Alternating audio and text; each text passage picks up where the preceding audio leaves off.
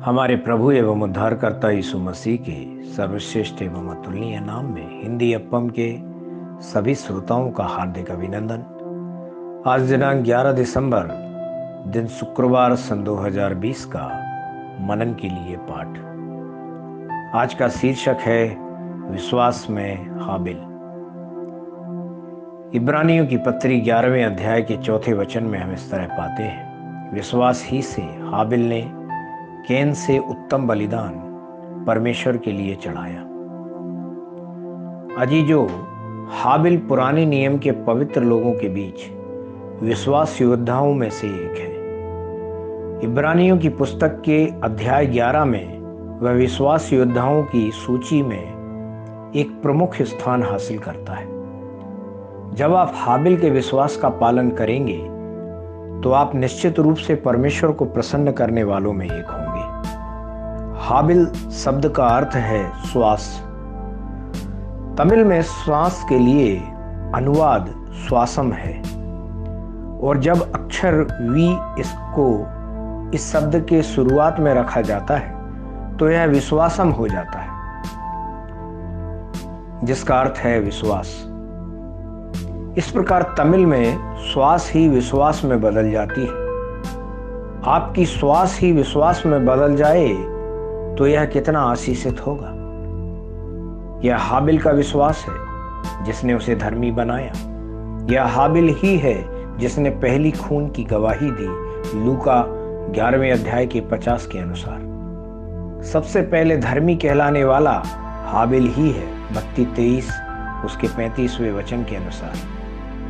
पहला विश्वास योद्धा भी वही हाबिल ही है, इब्रानियों 11 के 4 वचन के अनुसार।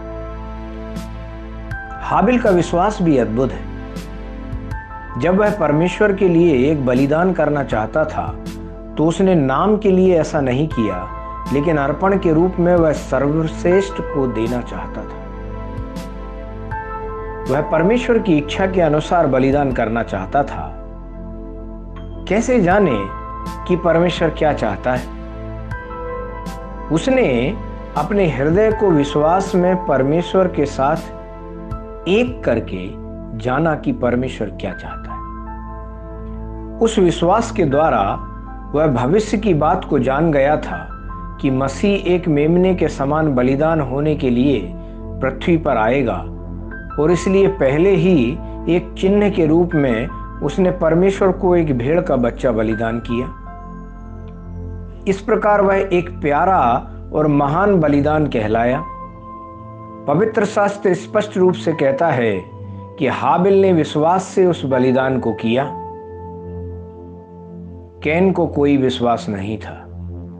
उसे यह जानने का कोई इरादा भी नहीं था कि परमेश्वर क्या पसंद करता है। इसलिए जब वह अपने साग सब्जियों में से अर्पण के रूप में लाया तो परमेश्वर ने उसे ग्रहण नहीं किया। जब आप परमेश्वर के साथ रहने की कोशिश करते हैं तो आप समझ पाएंगे कि आपके छोटे मोटे काम भी जो आप करते हैं परमेश्वर को खुश करेंगे या उन्हें दुखी करेंगे। उसी विश्वास के द्वारा हाबिल परमेश्वर द्वारा पसंद किए जाने वाले बलिदान को जानता था और उसने उसी को भेंट किया। आज विश्वास के अलावा पवित्र शास्त्र के माध्यम से भी आप समझ सकते हैं कि परमेश्वर को क्या भाता है, वह कौन सा बलिदान है जो उसे पसंद है। रोमियो 12वें अध्याय के 1 वचन के अनुसार हम उसमें ऐसा पाते हैं, इसलिए हे भाइयों, मैं तुमसे परमेश्वर की दया स्मरण दिलाकर विनती करता हूं कि अपने शरीरों को जीवित और पवित्र और परमेश्वर को भावता हुआ बलिदान करके चढ़ाओ, यही तुम्हारी आत्मिक सेवा है। आज के ध्यान करने के लिए जो वचन है भजन 51 उसका 17वां वचन, जहां इस तरह लिखा है, टूटा मन परमेश्वर के योग्य बलिदान है। हे परमेश्वर, तो टूटे और पिसे हुए मन को तुच्छ नहीं जानता। परमेश्वर इन वचनों के सुनने पर, पढ़ने पर, मनन करने पर और इनके अनुसार चलने पर आपको बहुतायत से आशीष दे। परमेश्वर करे कि आपको ऐसा ज्ञान दे कि आप परमेश्वर की इच्छा को समझ सकें और उसके योग्य अर्पण हम अपने आप को दे सकें।